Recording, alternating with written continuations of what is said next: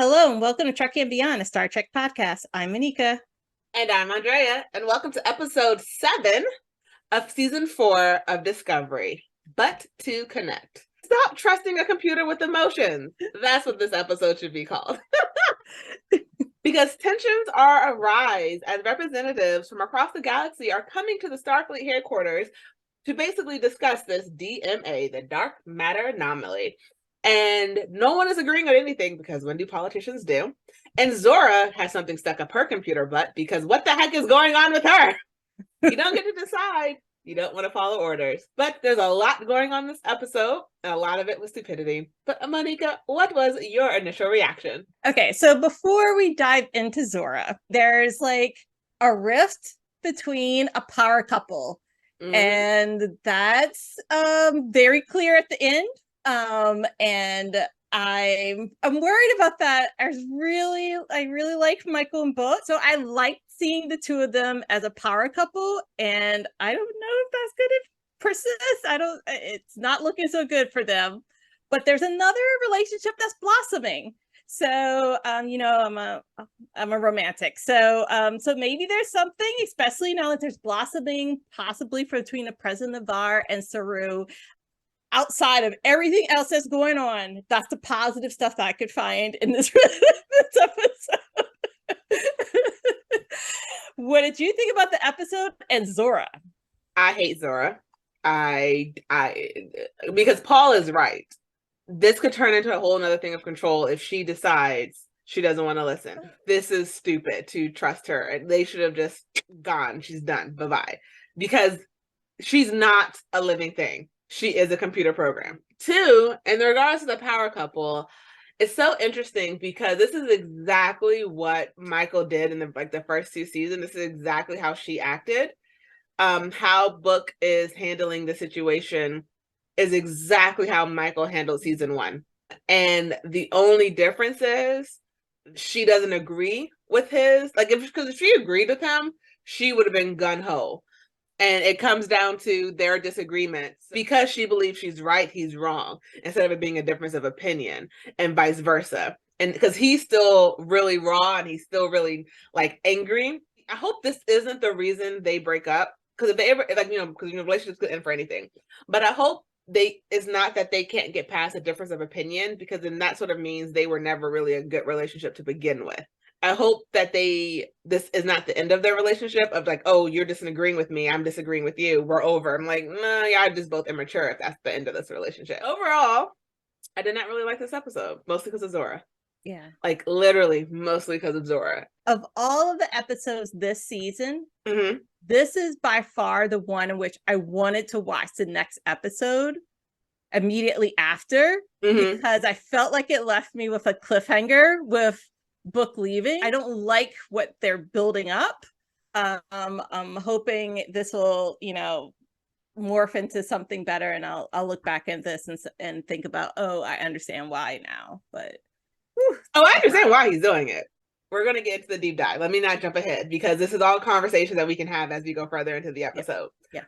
So basically, this entire episode, as I stated in the little quick recap, all of the different representatives from all around the galaxy, from the 4 quadrants, are coming to discuss what to do with this dark matter anomaly.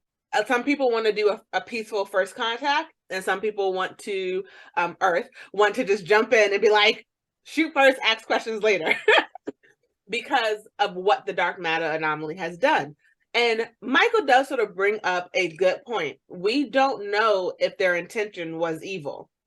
And she does examples of different animals that destroy stuff as part of their life cycle, but their intention isn't destruction, it's survival. And they don't really mean to hurt anyone. And that could be said about birds eating worms. We're not going to sit there and destroy all of birds because they're killing worms for their survival.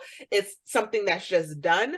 And no one's doing it out of evil. I'm going to kill that worm because I hate it. There's none of that.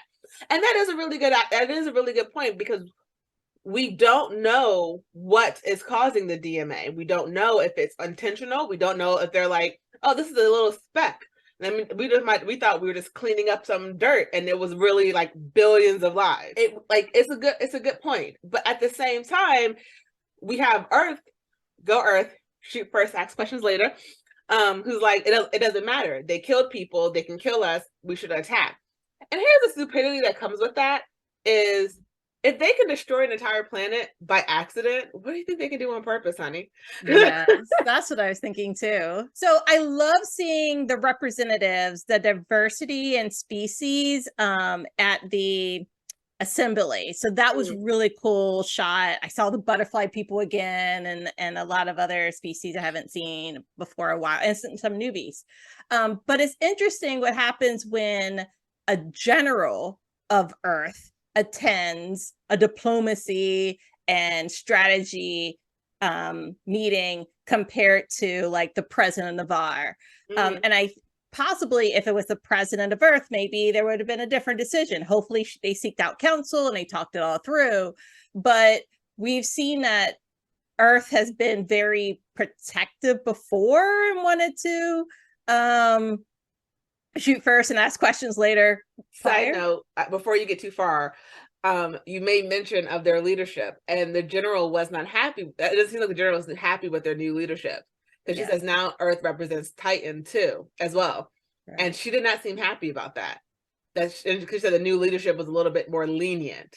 Right. So it makes me wonder, was the general giving Earth's opinion or hers? I'm glad that Titans joined them though, because they were shunned out, even though they were hungry and fighting for food and water. Michael was carrying her experience of xenoanthropology to her speeches and to her research, and she had worked in a different time, so she's used to more structured federation, the prime directive. And I don't think that this federation is as connected to prime directive, because if that's supposed to be standard, hence prime directive, that's what you should follow first. And then you shouldn't have to vote. But it seems as though in this time, 930 years in the future, things have changed a little bit and they're not following it. And maybe it's also because the academy wasn't as formal and didn't persist, and there was like lots of the burn changed the way that they were looking at alliances and partnerships. This is the first time they've gotten together in a long time since the burn. So yeah, definitely the federation that's in this time is not the same as what we know and love. Yeah, this federation is very much more wartime. This one is hardened. This one has seen so much more shoot first, ask questions later mentality, and is definitely represented in the way that they respond to perceived threats. Because with Michael's analogy, we don't really know if this is a threat anymore. And if they turn it to, well, this is an accident, I swear to God, I'm going to be so upset. And I've always been cautious of Tarek. And I'm even more concerned about him now, especially his motive for doing all of this is so selfish, so that he can go to his universe and be with his science bud. Like, come on, dude. Okay, so let's talk about this one. So basically, as Monica's alluding to, so Tarek comes and he's like, I have a plan to end all of this. And it seems too good to be true. And it really is. He's like, we're going to have a bomb. We're going to have Discovery jump us in, release a bomb, and Discovery jump us out. And first of all, here's the issue with this. Didn't we already learn that Discovery can't jump out once they're in? One, how is that going to work? Two, as Michael points out, this is an isotopic bomb, which basically is like their nuclear bomb in space that could destroy anything. And granted, in space, there's no like borders. There's no visible borders in space. And so while your computer might be like, okay, we can't go into this part of space because they released a bomb and now we can't warp through here. Dude, like your motives are so selfish. And you didn't even tell them it was that isotopic type of bomb. You just say, I have a bomb, it's gonna go in, it's gonna blow everything, destroy everything, and then Discovery's going to leave, and that's gonna be it. And so I knew I didn't like him in the beginning, and I very much don't like him now. Yeah, I don't think that he cares if Discovery can jump out. As long as he can fulfill his mission, I think he feels like he's good. Plus, who invited him to the discussion, to the party? He's not a diplomat. He hasn't really tested this research. He like beamed his way to the very top of like the podium, the speaking area to present. And I feel like that's like pushing your way up on the stage to present, and then took over the presentation to show his demonstration. But he also glanced over a lot of details. It's one of those, salespeople that talk really fast but don't have a lot of details. I'm always a little suspect of that. And it seemed like he had something to prove with Book. I don't think he has a whole universe at heart. I don't think it's that he wants to prove something to Book. I think he's manipulating Book. Yeah. Because I feel like if there was anyone else in Book's position, he would be doing the exact same thing, playing on their anger and their fears. Because here's the thing. This bomb is going to get him to where he wants to go. This is not going to do anything for Book at all. You can destroy the dark matter anomaly, but you still don't know where it came from. You still don't know who did it. And it's not going to bring anyone back. So your Book, like, you think vengeance is what you need, it's not going to do anything. Because until you actually have answers, which you won't if you just destroy something outright, you never know. It could come right back and do something else in someone else's world. And then you're responsible for that because you didn't stop to think outside yourself. He's manipulating Book, and Book's not seeing the bigger picture, which, for once, Michael is speaking the truth. Let's figure out what's going on. And then if we need to do the bomb, we have the bomb. But like, let's figure out if one they intended to hurt us. And if that's their intention, now we know we're at war. But also, do we really want to go to war with someone who destroyed a planet on accident? Right. That's what they're not getting. Like, Book, they destroyed it could have been they destroyed your planet on an accident. Do you want them to destroy other planets on purpose? Because there's a species that created it, so they could create another. Or it could be out of their hands, for as we know. So it just, and we found out that it moves. So who's to say it's going to be in that spot for very long? I don't think it's going to take 5 seconds, as he stated. From his own very words, I don't believe he cares if something else comes back. He just wants to use it as a power jump to get to the next dimension. And Book is too emotional to see that he's being manipulated. I'm glad, though, that the president of the Federation gave him a chance to speak in front of everyone. I feel like that is similar to when there's a school shooting or something else, and then we give the opportunity for a parent or another spokesperson to speak on behalf of the lives that were lost. It's different for all the other members of the Federation who hasn't been as touched by this as Book has. I was proud of that moment. I like that a lot. It seemed like no one else wanted to speak up on the other half, except for the president was leaning towards Michael to speak about peace and the Prime Directive. I'm disappointed at the president of the Federation. This also sort of answers our question of, is there any other Kwejian? Because no one else was there to speak on behalf of Kwejian. They're only taking Book's perspective into it. And so that tells me there's no, like, he literally, again, is like the last one. And that's sort of interesting as well, because I would think you would want to get multiple views from the home planet that was destroyed. It goes into, that Michael ends up being the one who has to speak out against what Book wants to do, which again is very interesting because we all know the Michael that they have like set up is the Michael who acts first and thinks about the consequences later. We see that she is finally sort of maybe, okay, let's think first and act. And she's always think first then act when it's other people, but when it's herself, it's act first then think. And this is the one time I'm like, look, honey, you're actually correct. Like, let's figure out what's happening. Let's figure out what we're dealing with first and then act with the correct information, which is what they're supposed to do. And I think for Book, it's like, well, if they were peaceful, we're not going to attack them. But why would we? Like, you should not. I get that millions of people died, but that was never their intent in the first place. And it was a complete and utter accident, which it better not be, because I swear to gosh, it's Star Trek. If this is what you go down, I'm gonna be really upset. You need to know all the factors.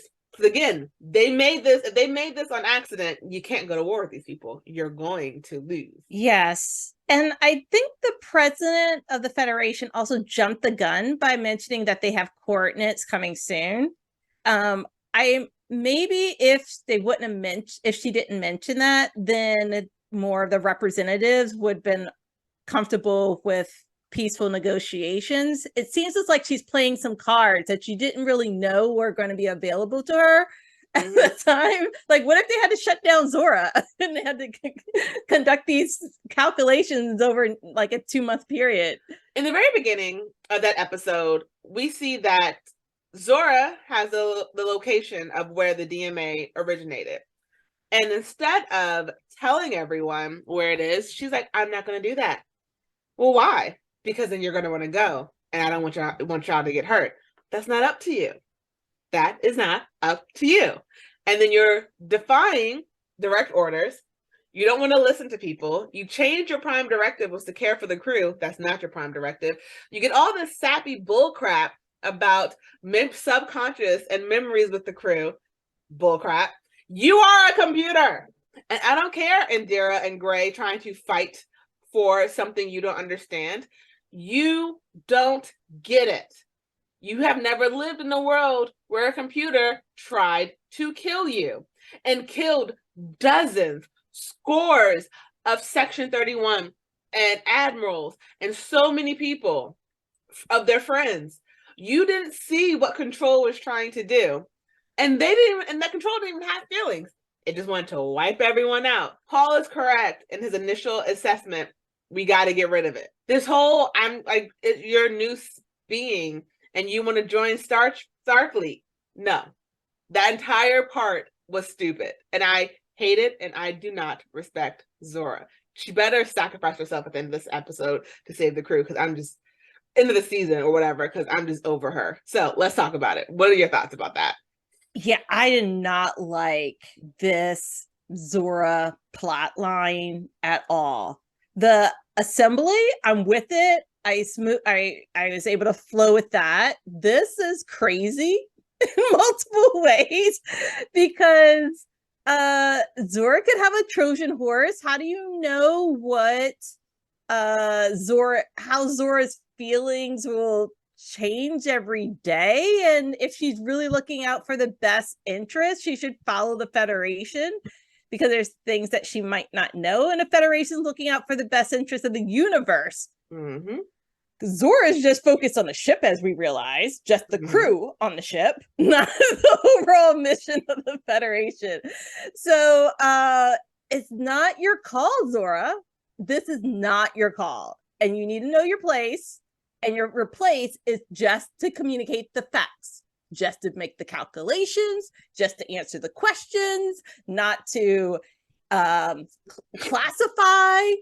censor information. Not your job, not your role. And Gray and Adira, sit your little tiny behinds down, because you do not get a say in this. You do not. We want to speak on behalf of Zora. No. You know why? Zora is supposed to be a computer. Words do not explain the aggravation I had with this storyline. With Hugh, with Saru, with everyone just sort of accepting the possibility, wanted to shrink the ship, wanted to let's get to the root of the problem. The root of the problem is that this computer is thinking for itself and it's not supposed to. Paul, your cynic self was correct, Paul. Like, you were a cynic in the very beginning, and I needed that energy to stay throughout this entire episode. I didn't want this whole, oh, do you want to join Starfleet? What is this? No, because she's already a part of Starfleet. And you've already seen she disobeyed orders. Why would you want that a part of Starfleet? Is she going to be an ensign now on the computer? Well, Data had to go through the academy. Then she needs to go through the academy then. Data also had a physical form. Right. So she needs to take on a physical state like Gray and go through the academy and have limited access to stuff. That have access to everyone's life. Yeah, that's a whole other thing. I don't like that. But my thing about it is that, like, there's certain things that you learn, they're supposed to learn in the academy. I don't know if it's still being taught, but like the Herberachi Maru. And so about making choices and weighing the good of many over the good, sacrificing a few for the many, and other things like that. Like, she hasn't gone through any of that.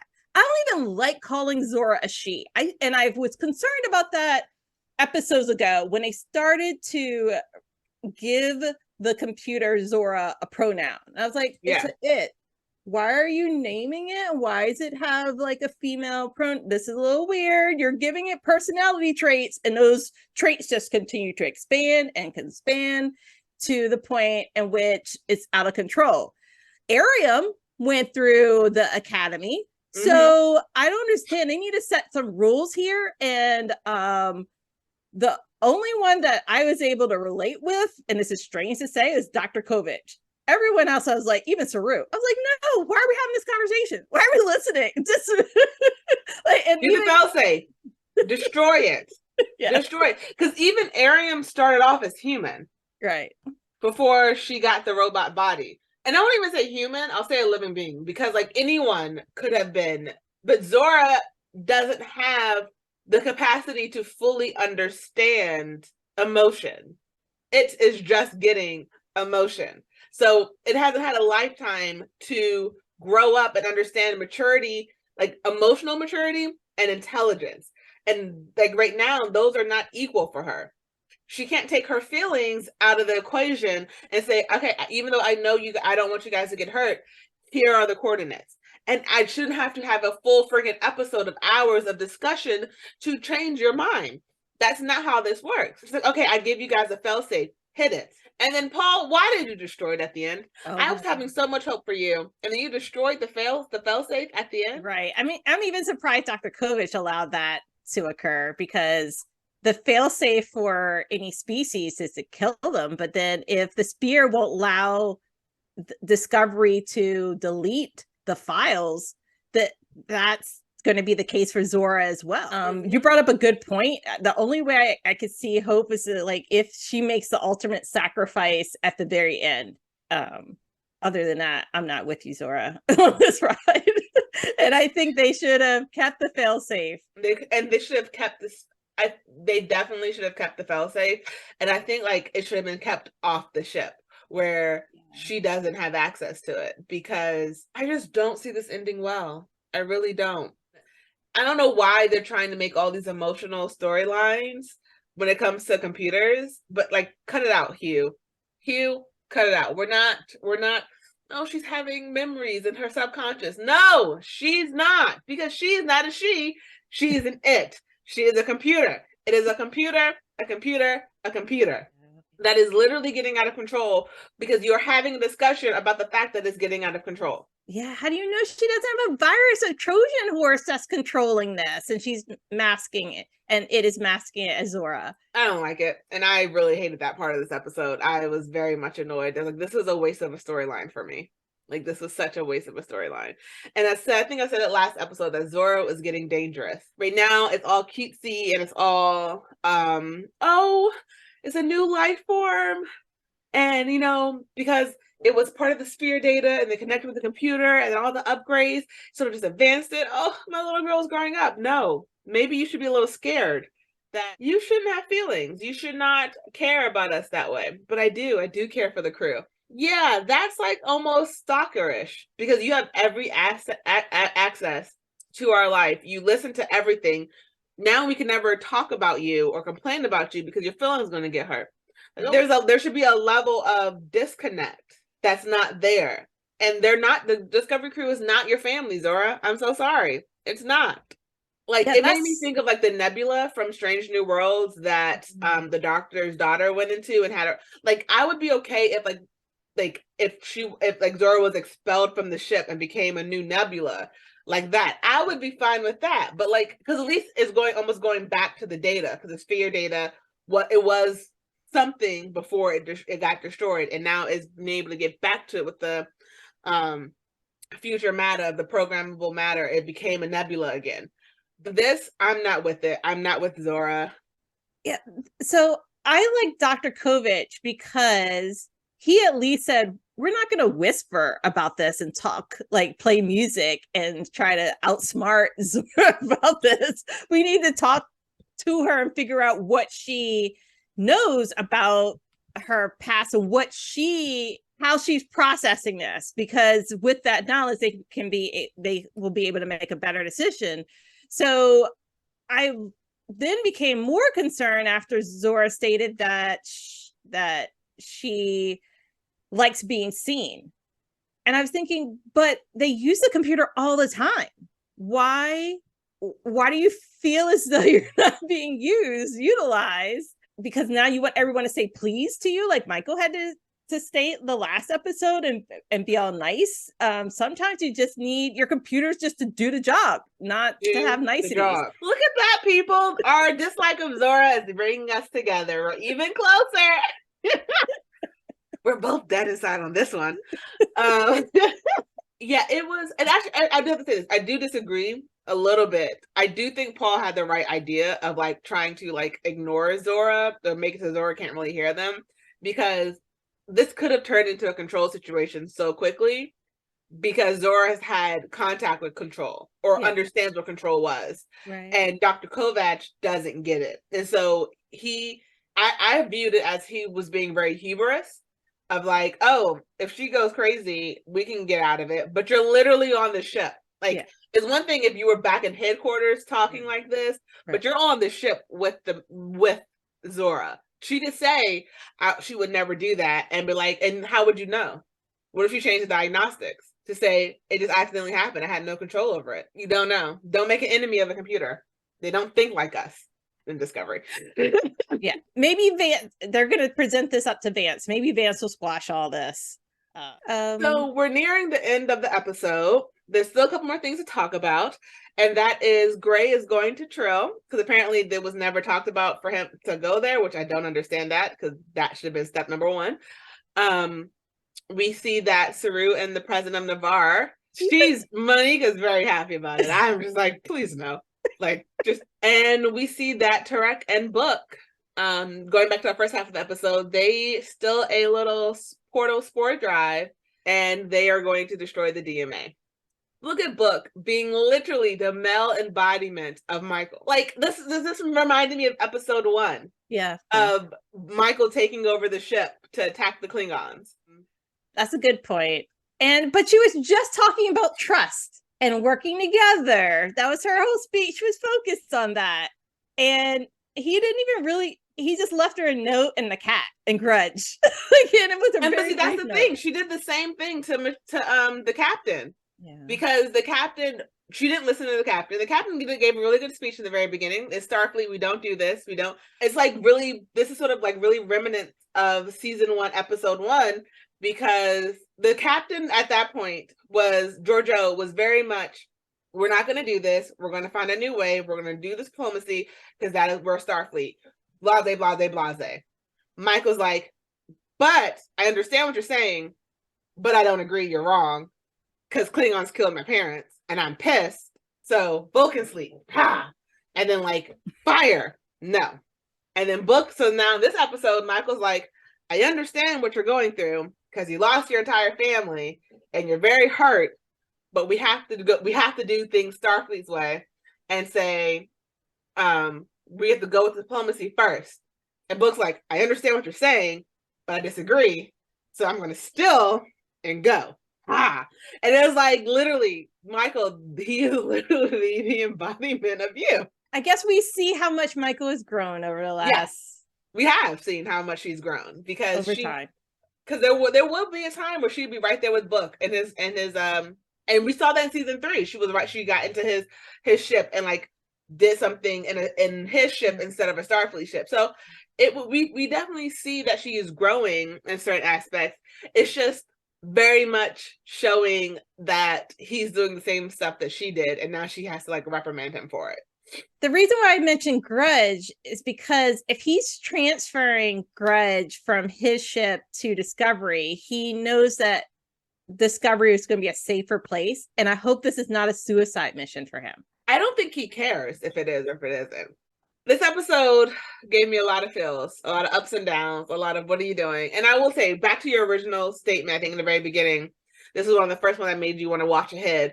It made me want to watch ahead as well, because I want to see how Michael handles this. Because we could see that she was a little heartbroken when basically Book was like the repercussions of our actions or something like that. And it was like, Michael, what did you think was going to happen, though? Like, what did you think was going to happen when you straight up told him in front of everyone you disagree with him and you're not going to fight for him? Like, fight, well, not fight for him, but fight in the way that he wants you to fight. Which, and again, Michael wasn't wrong. That was the correct way to handle this. It was. Do you think the president of the Federation's using her? Yes. God, yes. Yeah. She's her show pony. I don't like and that. I don't know necessarily if she's using her in the sense that she doesn't like her, or like she's setting her up, or more as a show pony to get more people to join. I don't know if her intent, like, I don't trust her because I don't know what her intentions are, but I can't necessarily say that her intentions are nefarious in the sense that she wants to cause harm to Michael, but I definitely believe she is using Michael. So now Michael's caught between a rock and a hard place. Mm-hmm. Because she's supposed to work with the president of the Federation to prepare for first contact. But the love of Michael's life is on a rogue mission to destroy the DMA. Mm-hmm. So they're going to be in two different places. No, she has to go after him. She has to stop him. Her job, like, I bet you the president's gonna like do another test and like stop him, because only Michael's ship can ever keep up. Only Michael's ship can keep up with someone who has a spore drive. So it's only like they took a spore drive. Only Michael's ship can keep up with the spore drive. With Paul. Mm-hmm. Because Paul can be. So it's gonna be Michael, and this is gonna be another test. And it's not gonna be a test that I don't think the president intended, but it's gonna be a test to be like, are you gonna put him first? Or are you gonna put Starfleet first? Oh yeah, it's gonna be her. It's gonna be her. I don't even know if she's gonna be the one who wants to do it. I can't say that, but I do believe it's gonna be her. So I knew going into the season they were setting Michael up for captain. Now it's like, are they also setting her up for more diplomacy, more position placement in the Federation? Because there has to be other leaders there, but just I guess they just don't have the dinosaur that's Discovery also has advanced technology with the spore drive. And that kind of makes her the unicorn in this. It is a lot of weight on her shoulders, on the crew's shoulders, because they know if they jump into the DMA, they may not be able to get out. Mm-hmm. So we don't know what's going to happen. Any final thoughts of this episode? My main final thought is that I don't like Tarek. And he's going to use Book just to get to his goal by any means possible. And I don't think that, as you stated, I don't think that Book has been able to use his emotion, like has been able to set that aside to focus on all species, even though he cares. You could tell when our first introduction with him, he cares about all life, but I don't think he has good judgment right now. He does not. I agree with you. He's using him. He's using Book. He's using Book's anger and hurt to get what he wants. Okay, well, it seems like that's the end of our episode. Hopefully you guys liked it. Hopefully you don't hate us for hating Zora, because that will never change. At least for me. But as always, I'm Andrea. And I'm Monica. And live long and prosper.